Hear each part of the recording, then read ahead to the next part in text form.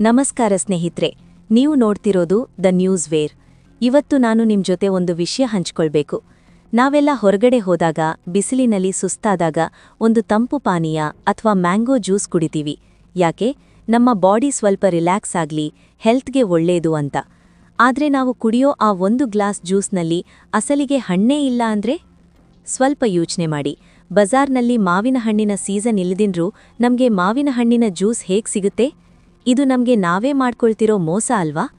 ಇವತ್ತಿನ ಈ ವಿಡಿಯೋದಲ್ಲಿ ನಾವು ನಮ್ಮ ದಿನನಿತ್ಯದ ಈ ಅಭ್ಯಾಸ ಹೇಗೆ ನಮ್ಗೆ ಮಾರಕ ಆಗ್ತಿದೆ ಅನ್ನೋದನ್ನ ತುಂಬ ಸರಳವಾಗಿ ಚರ್ಚೆ ಮಾಡೋಣ. ಸ್ನೇಹಿತರೆ, ಒಂದು ಸಿಂಪಲ್ ಲೆಕ್ಕಾಚಾರ ಮಾಡೋಣ. 1 ಕೆಜಿ ಒಳ್ಳೆ ಮಾವಿನ ಹಣ್ಣಿಗೆ ಕನಿಷ್ಠ 100 ರಿಂದ 150 ರೂಪಾಯಿ ಇರುತ್ತೆ. 1 ಕೆಜಿ ಹಣ್ಣಿನಲ್ಲಿ ಹೆಚ್ಚೆಂದಲೆ 3 ರಿಂದ 4 ಗ್ಲಾಸ್ ಶುದ್ಧವಾದ ಜ್ಯೂಸ್ ಮಾಡಬಹುದು. ಅಂದ್ರೆ 1 ಗ್ಲಾಸ್ ಜ್ಯೂಸ್ಗೆ ಹಣ್ಣಿನ ಬೆಲೆಯೇ 30-40 ರೂಪಾಯಿ ಆಯಿತು. ಇನ್ನು ಅದಕ್ಕೆ ಸಕ್ಕರೆ, ಐಸ್, ಅಂಗಡಿ ಬಾಡಿಗೆ ಇದೆಲ್ಲ ಸೇರ್ಸಿದ್ರೆ 1 ಗ್ಲಾಸ್ ಜ್ಯೂಸ್ಗೆ ಕನಿಷ್ಠ 60 ರೂಪಾಯಿ ಆಗ್ಲೇಬೇಕು. ಆದ್ರೆ ನಮ್ಗೆ ರಸ್ತೆ ಬದಿಯಲ್ಲಿ ಅಥವಾ ಕೆಲವು ಸಣ್ಣ ಪ್ಯಾಕೆಟ್ಗಳಲ್ಲಿ ಬರೀ 10 ರೂಪಾಯಿಗೆ ಮ್ಯಾಂಗೋ ಜ್ಯೂಸ್ ಸಿಗುತ್ತೆ. ಇದು ಹೇಗೆ ಸಾಧ್ಯ? ಹಣ್ಣು ಹಾಕದೆ ಹಣ್ಣಿನ ರುಚಿ ಹೇಗೆ ಬರುತ್ತೆ? ಇಲ್ಲಿ ಜ್ಯೂಸ್ ಮಾಡೋರು ಹಣ್ಣಿನ ಅಂಗಡಿಗೆ ಹೋಗಲ್ಲ, ಬದಲಾಗಿ ಎಸೆನ್ಸ್ ಮಾರೋ ಕೆಮಿಕಲ್ ಅಂಗಡಿಗೆ ಹೋಗ್ತಾರೆ. ಬರೀ 2 ರೂಪಾಯಿ ಖರ್ಚಿನಲ್ಲಿ 1 ಗ್ಲಾಸ್ ಜ್ಯೂಸ್ ತಯಾರು ಮಾಡ್ತಾರೆ. ನಾವು ರುಚಿ ಚೆನ್ನಾಗಿದೆ ಅಂತ ಅದನ್ನೇ ಕುಡಿತೀವಿ. ಜ್ಯೂಸ್ ನೋಡಕ್ಕೆ ತುಂಬಾ ಕಲರ್ಫುಲ್ ಆಗಿರುತ್ತೆ ಅಲ್ವಾ? ಆರೆಂಜ್ ಅಂದ್ರೆ ಫುಲ್ ಕೇಸರಿ ಬಣ್ಣ, ಮ್ಯಾಂಗೋ ಅಂದ್ರೆ ಗಾಢ ಹಳದಿ ಬಣ್ಣ. ಸ್ನೇಹಿತರೆ, ನೆನಪಿಡಿ, ಪ್ರಕೃತಿಯಲ್ಲಿ ಸಿಗೋ ಹಣ್ಣಿನ ಬಣ್ಣ ಇಷ್ಟು ಗಾಢವಾಗಿ ಇರೋದಿಲ್ಲ. ಇಲ್ಲಿ ಬಳಸೋದು ಸಿಂಥೆಟಿಕ್ ಕಲರ್ಸ್. ಈ ಬಣ್ಣಗಳನ್ನ ಹೆಚ್ಚಾಗಿ ಪೇಂಟ್ ಮಾಡೋಕೆ ಅಥವಾ ಬಟ್ಟೆಗಳಿಗೆ ಬಣ್ಣ ಹಾಕೋಕೆ ಬಳಸ್ತಾರೆ. ಒಂದ್ಸಲ ಯೋಚನೆ ಮಾಡಿ, ನಿಮ್ಮ ಮನೆಯಲ್ಲಿ ಏನಾದ್ರೂ ಫಂಕ್ಷನ್ ಇದ್ದಾಗ ಇಂತಹ ಬಣ್ಣದ ಜ್ಯೂಸ್ ಕುಡಿದ ಮೇಲೆ ನಿಮ್ಮ ನಾಲಿಗೆ ಎಷ್ಟು ಹೊತ್ತು ಬಣ್ಣವಾಗಿರುತ್ತೆ? ಕೈ ತೊಳೆದ್ರೂ ಬಣ್ಣ ಹೋಗೋದಿಲ್ಲ.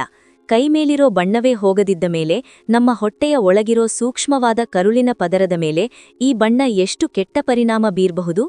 ಇದು ನಮ್ಮ ದೇಹವನ್ನ ಒಳಗಿನಿಂದಲೇ ತಿನ್ನುತ್ತಾ ಹೋಗುತ್ತೆ. ಇನ್ನು ಈ ಜ್ಯೂಸ್ಗಳಿಗೆ ನಾರ್ಮಲ್ ಸಕ್ಕರೆ ಬಳಸೋದಿಲ್ಲ. ಅದರ ಬದಲಿಗೆ ಹೈ ಫ್ರಕ್ಟೋಸ್ ಕಾರ್ನ್ ಸಿರಪ್ ಅಥವಾ ಕೃತಕ ಸಕ್ಕರೆ ಬಳಸ್ತಾರೆ. ಯಾಕಂದ್ರೆ ಇದು ತುಂಬಾ ಅಗ್ಗ. ಈ ಸಕ್ಕರೆ ನಮ್ಮ ರಕ್ತಕ್ಕೆ ಸೇರಿದ ತಕ್ಷಣ ಶುಗರ್ ಲೆವೆಲ್ ಅನ್ನ ವಿಪರೀತವಾಗಿ ಹೆಚ್ಚಿಸುತ್ತೆ. ಚಿಕ್ಕ ವಯಸ್ಸಿನಲ್ಲೇ ಮಕ್ಕಳಿಗೆ ಬೊಜ್ಜು ಬರೋದು, ಹದಿಹರೆಯದವರಿಗೆ ಡಯಾಬಿಟೀಸ್ ಬರೋದು, ಇವೆಲ್ಲಕ್ಕೂ ಇಂತಹ ಪಾನೀಯಗಳೇ ಕಾರಣ. ನಾವು ಅವರಿಗೆ ಎನರ್ಜಿ ಡ್ರಿಂಕ್ ಅಂತ ಕೊಡ್ತೀವಿ, ಆದ್ರೆ ಅದು ಅವರ ಎನರ್ಜಿಯನ್ನ ಕಿತ್ಕೊಳ್ಳುತ್ತೆ. ಸ್ವಲ್ಪ ದಿನ ಕುಡಿದ ಮೇಲೆ ಮಕ್ಕಳಿಗೆ ಹಣ್ಣುಗಳನ್ನ ತಿನ್ನೋಕೆ ಇಷ್ಟ ಆಗೋದಿಲ್ಲ. ಅವರಿಗೆ ಆ ಕೆಮಿಕಲ್ ರುಚಿಯೇ ಬೇಕು ಅನ್ಸುತ್ತೆ. ಇದು ಒಂದು ತರಹದ ಅಡಿಕ್ಷನ್, ಅಂದ್ರೆ ವ್ಯಸನ ಇದ್ದಂತೆ. ಹಿಂದಿನ ಕಾಲದಲ್ಲಿ ನಮ್ಮ ಅಜ್ಜ ಅಜ್ಜಿಯಂದಿರು ಬಿಸಿಲಿದ್ರೆ ಏನ್ ಮಾಡ್ತಿದ್ರು? 1 ಗ್ಲಾಸ್ ಮಜ್ಜಿಗೆ ಕುಡಿತಿದ್ರು, ಇಲ್ಲ ಅಂದ್ರೆ ಬೆಲ್ಲದ ಪಾನಕ ಮಾಡ್ತಿದ್ರು, ಇಲ್ಲ ಎಳನೀರು ಕುಡಿತಿದ್ರು. ಅದರಲ್ಲಿ ಎಷ್ಟು ಸತ್ವ ಇತ್ತು ನೋಡಿ. ಆದ್ರೆ ಇವತ್ತು ನಾವು ಸ್ಟೈಲ್ಗೋಸ್ಕರ ಅಥವಾ ಸುಲಭವಾಗಿ ಸಿಗುತ್ತೆ ಅಂತ ಈ ವಿಷಕಾರಿ ಜ್ಯೂಸ್ಗಳ ಮೊರೆ ಹೋಗಿದ್ದೀವಿ. ಫ್ರೆಂಡ್ಸ್, ಈ ವಿಡಿಯೋ ಮಾಡ್ತಿರೋ ಉದ್ದೇಶ ಯಾರನ್ನೋ ಬೈಯೋದಕ್ಕೆ ಅಲ್ಲ. ನಾವೆಲ್ಲರೂ ನಮ್ಮ ಹಳೆಯ ಒಳ್ಳೆಯ ಅಭ್ಯಾಸಗಳಿಗೆ ವಾಪಸ್ ಹೋಗ್ಬೇಕಿದೆ. ಹಣ್ಣುಗಳನ್ನ ತಿನ್ನಿ, ಇಲ್ಲಾಂದ್ರೆ ಮನೆಯಲ್ಲೇ ಫ್ರೆಶ್ ಆಗಿ ಜ್ಯೂಸ್ ಮಾಡಿ ಕುಡೀರಿ. ಅದಕ್ಕೆ ಸಕ್ಕರೆ ಬದಲು ಸ್ವಲ್ಪ ಬೆಲ್ಲ ಅಥವಾ ಜೇನುತುಪ್ಪ ಹಾಕಿ ನೋಡಿ, ಅದರ ರುಚಿಯೇ ಬೇರೆ. ಕಡೆಯದಾಗಿ ನಾನು ಹೇಳೋದು ಇಷ್ಟೇ, ನಿಮ್ಮ ಆರೋಗ್ಯ ನಿಮ್ಮ ಕೈಯಲ್ಲಿದೆ. ನೀವು ಜಾಗೃತರಾದ್ರೆ ಮಾತ್ರ ಈ ದಂಧೆ ನಿಲ್ಲುತ್ತೆ. ಹೊರಗಡೆ ಹೋದಾಗ ಬಾಟಲಿ ಜ್ಯೂಸ್ ಕುಡಿಯೋ ಮುನ್ನ ಅದರ ಮೇಲೆ ಏನು ಬರೆದಿದೆ ಅಂತ 1-2 ನಿಮಿಷ ಓದಿ. ನೋ ಫ್ರೂಟ್ ಕಂಟೆಂಟ್ ಅಥವಾ ಆರ್ಟಿಫಿಷಿಯಲ್ ಅಂತ ಇದ್ರೆ ಅದನ್ನ ಅಲ್ಲೇ ಬಿಟ್ಬಿಡಿ. ಈ ಮಾಹಿತಿ ಪ್ರತಿಯೊಬ್ಬರಿಗೂ ತಲುಪಬೇಕು. ಈ ವಿಡಿಯೋವನ್ನ ನಿಮ್ಮ ಮನೆಯ ವಾಟ್ಸಾಪ್ ಗ್ರೂಪ್ಗಳಿಗೆ ಶೇರ್ ಮಾಡಿ. ಅಪ್ಪ ಅಮ್ಮಂದಿರಿಗೆ ಇದು ತಿಳಿಯಲಿ. ಮಕ್ಕಳಿಗೆ ಇದರ ಬಗ್ಗೆ ಜಾಗೃತಿ ಮೂಡಿಸಿ. ಈ ವಿಡಿಯೋ ಇಷ್ಟವಾದ್ರೆ ಲೈಕ್ ಮಾಡಿ ಮತ್ತು ನಿಮ್ಮ ಅನಿಸಿಕೆಯನ್ನ ಕಮೆಂಟ್ನಲ್ಲಿ ತಿಳಿಸಿ. ಮತ್ತೊಂದು ಉಪಯುಕ್ತ ವಿಷಯ ಜೊತೆ ಸಿಗೋಣ. ನಮಸ್ಕಾರ.